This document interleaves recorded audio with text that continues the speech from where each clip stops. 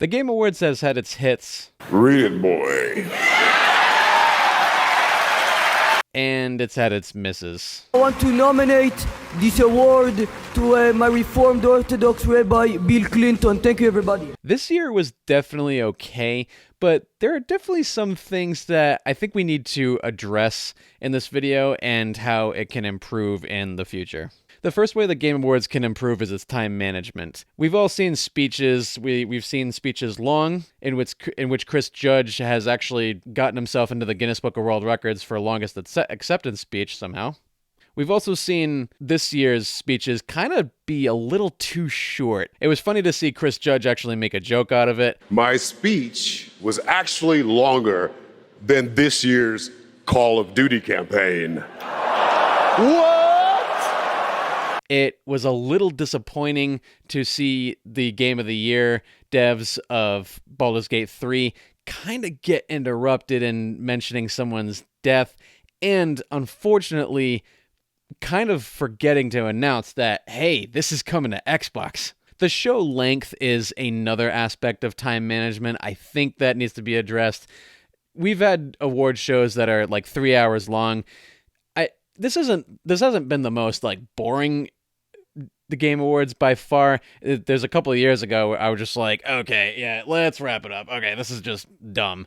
But this year was definitely a mix of cool stuff along with some, maybe the last hour kind of dragged a little bit. I think 2 hours is actually kind of the sweet spot. That way everything's kind of like concise, and that way our attention spans aren't really dragging towards the last hour. The second thing I think the Game Awards can improve on is priority management. This year, kind of like last year, was a little bit odd in what they chose to prioritize. I mean, let's just say, like, who even cares about esports? Like, who cares who wins the esports coach? Who cares who wins the esports event of the year? Who cares who, like, stuff like content creator is cool, at least subjectively, in my own opinion. If you have a game like Best Art Direction and you're choosing to put it in a blitz, like, I remember scratching my head watching this thing, and I was like, okay, if you want to say Best Art Direction, why wouldn't you have a grand showcase for all the cool, like, colors, all the cool effects and stuff like that? I mean, video games are an art form. Like, why not have that showcased instead of just part of a blitz? Instead, what was showcased was Games for Impact, Best Video Game Adaptation, which isn't even a video game itself. It's a show or a movie. Another thing with priority management is the celebrities. We all know Geoff loves his celebrities and really wants to mesh Hollywood and video games. And to give him credit, if Hollywood and video games weren't as meshed as they were, would they even be as mainstream as they are?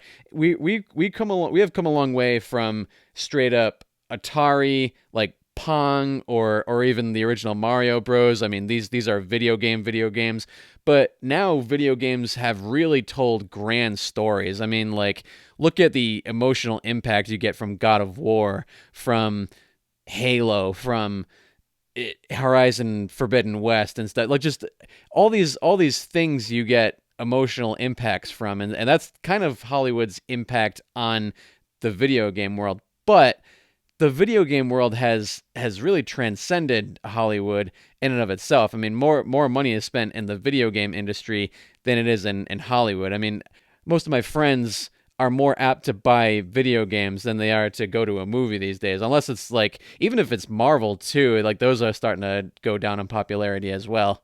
Hideo Kojima is absolutely goated. I mean, he absolutely deserves his spot in the Game Awards and stuff, just on Metal Gear Solid alone. It was funny when he crashed Summer Game Fest announcing that he had a podcast coming out and stuff. I mean, like, what even was that? These people are given more priority than the awards themselves, than the devs themselves. I get time management is not an easy thing for someone who's actively trying to listen to the feedback that he's getting. I mean, you can see Geoff Keighley is hosting Twitter stuff, listening for feedback, like how we can make the show better. And I give him absolute credit for that. The issue then becomes like, how do you make that happen while also getting sponsors and people to display their video games coming up and stuff? And I mean, that probably isn't cheap. Third way I think it can improve is the award presenters.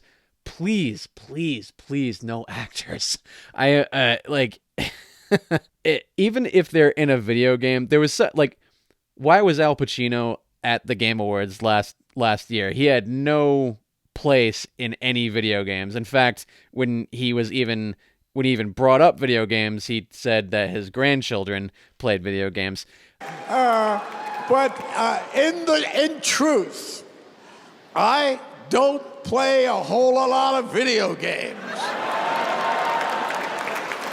But I do have, however, spent a lot of time watching my kids play them.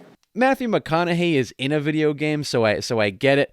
But what is Timothée Chalamet doing presenting Game of the Year? I mean, even a couple of years ago, you see Christopher Nolan presenting the Game Award for Best Direction and stuff, which odd, but I mean, I kind of get it. Like, it's, there's two directors.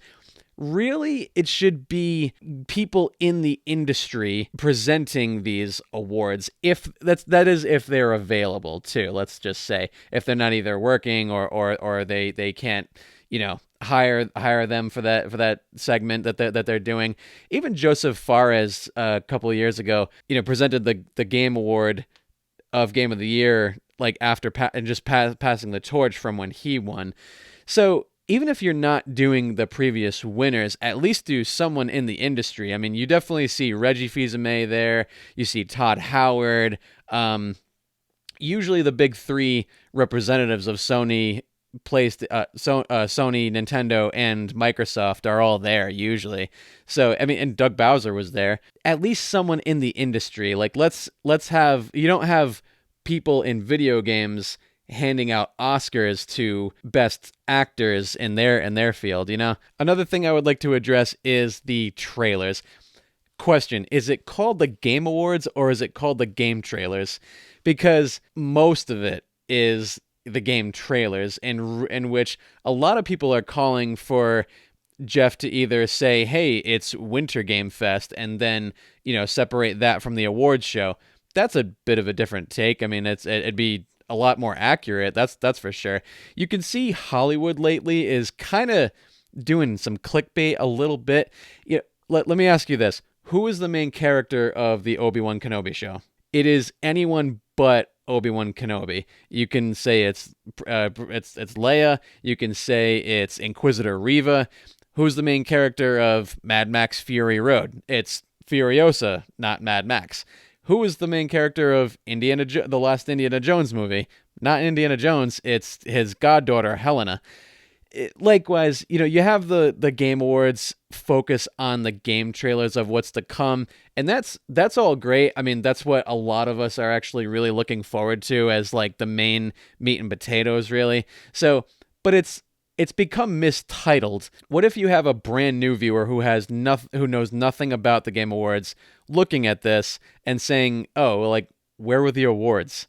The Game Awards really, in my mind, should be a celebration of the past with features of looking forward into the future. I think the trailers are important 100%, but if you're calling the Game Awards, then you should feature awards and just have trailers in between, I guess. So what do you think? Do you disagree? Do you agree?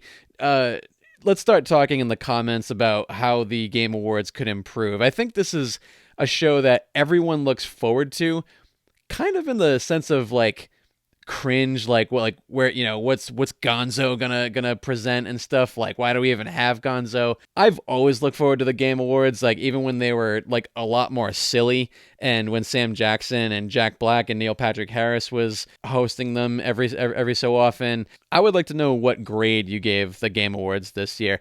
Personally, I'd say it's about a C. I don't think really anything has topped 2017 and 2018, but Either way, for more reviews and game discussions for busy people, you can check out this video right here, and I'll see you on the next one.